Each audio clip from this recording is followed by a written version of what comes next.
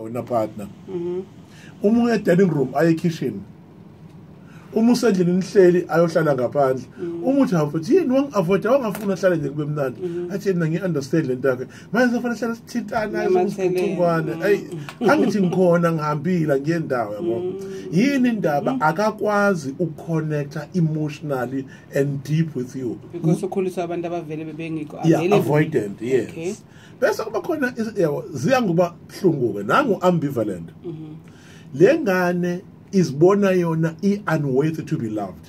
ayina ndaba nothando ziba incompetent zingekusuka phansi nasesikoleni zichamathile kuze kube azabe mdala and zivamisa ukuthi zisuke from one hand to the other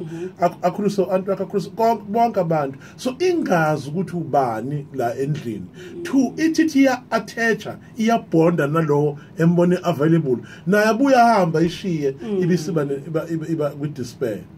so that is why le ngane ama-ambivalent basebenzisa sex ukuzama ukuthi akubambe ngayo usebenzisa ucansi ukubamba mesemdala bese kuba igroup okugcina ngisasokhuluma ngaso sesokhuluma ngabo in details futhi what disorganized attachment style Dlovukazi unzima kakhulu yabo one nje bacabanga ukuthi abalideserve uthanda they are unavailable for themselves bonake yave bengathembekile yabo le genge ayifebi ngoba ingena similo holy hallelujah abafebi ngoba bengenasimilo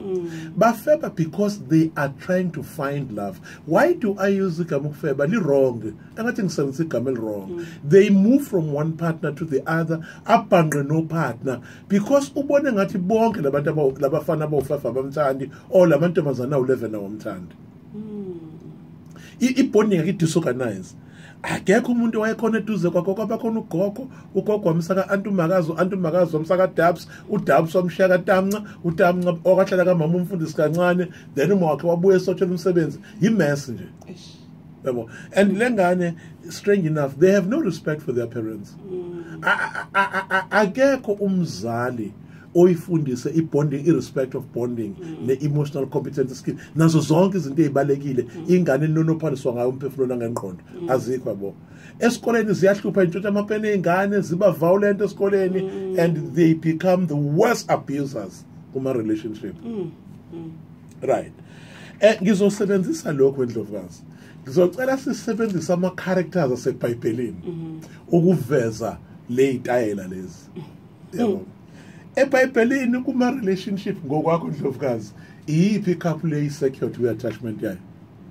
umucabanga asike sibe nje eBhayibhelini ubani owaye ku secure attachment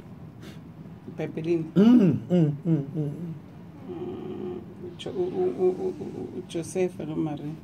Joseph and Maria uMaria benoJoseph did they have a love relationship babe nazi ingane umbuzo sifele sibuzo was Maria the first wife kaJoseph noma the second wife God ngoba ngathi wena mama abaningi kulokuzo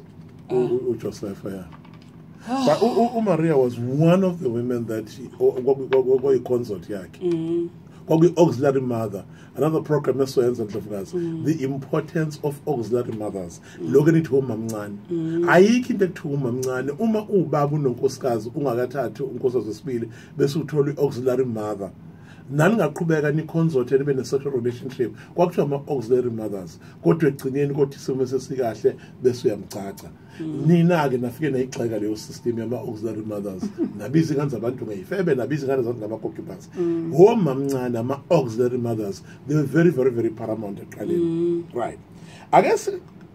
bheke eBhayibhelini Dlovukazi ake sibe nesibili ake silungize eBhayibhelini ubani esimtholayo mhlawumbe wena lesitayela i-secure attachment yazi akekho